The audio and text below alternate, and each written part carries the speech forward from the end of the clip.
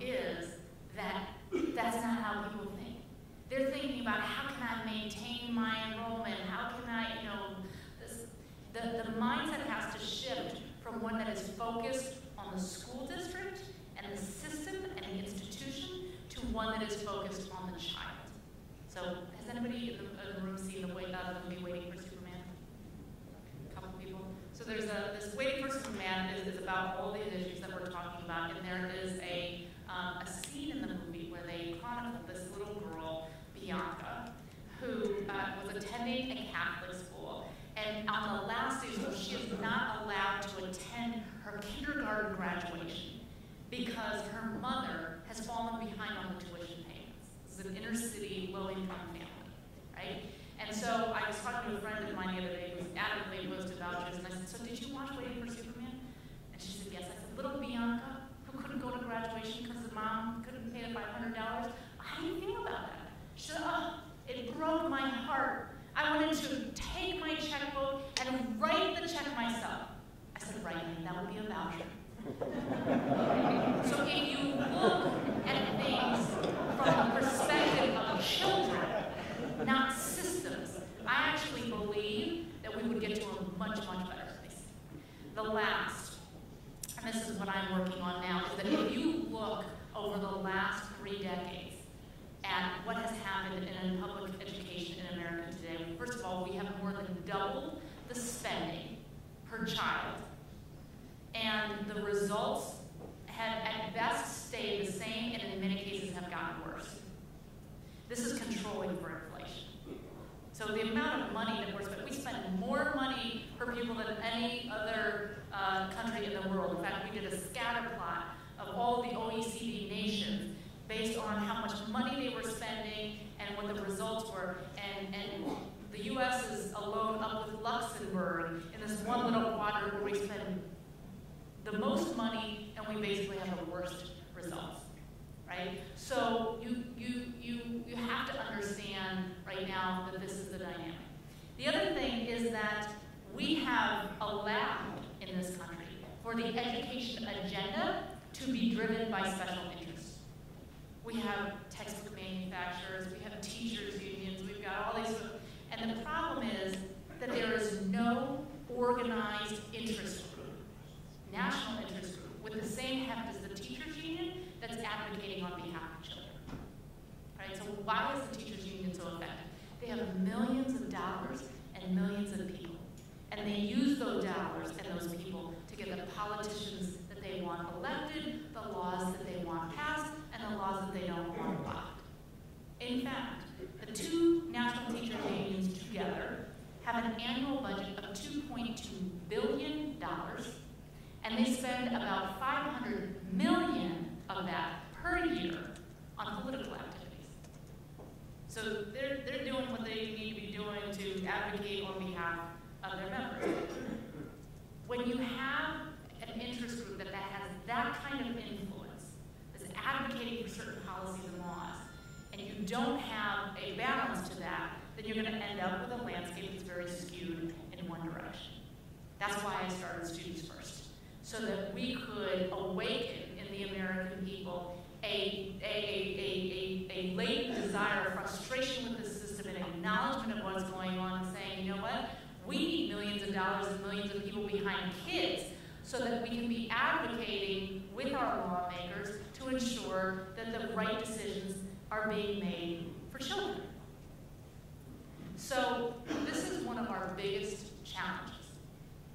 How do we get every American to understand why fixing the public education system is integral to their own personal livelihood?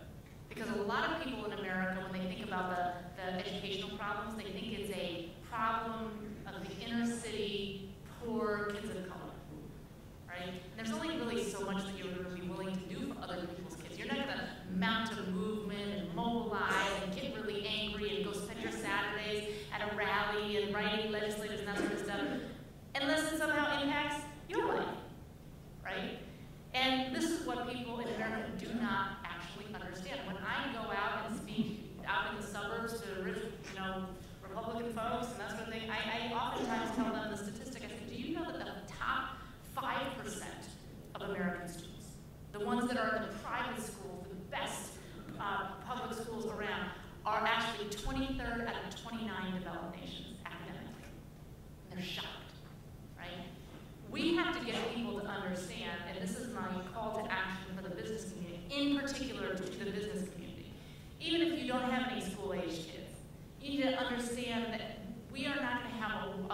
skilled workforce in this nation until we fix the public education system.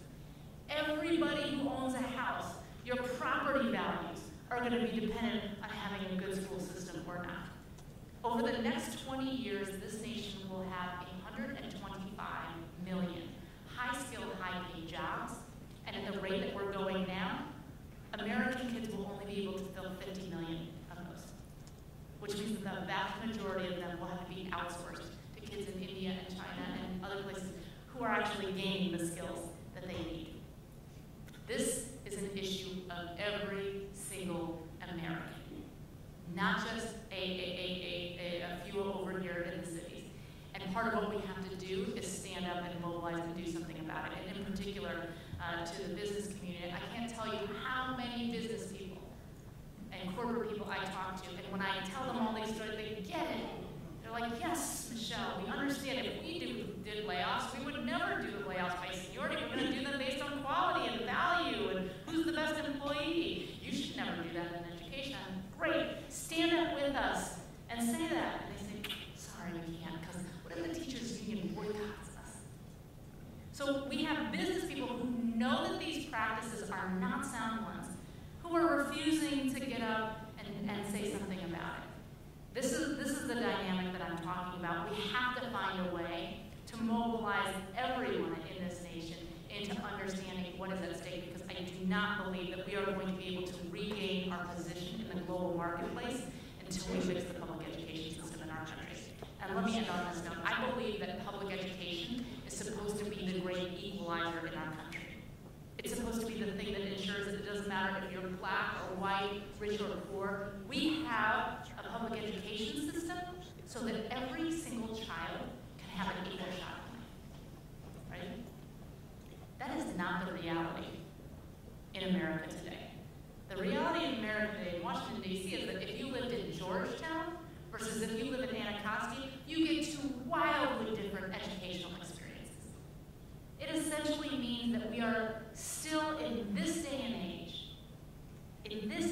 we are still allowing the color of a child's skin and the zip code that they live in to dictate their educational attainment levels, and therefore their life chances and their life outcomes.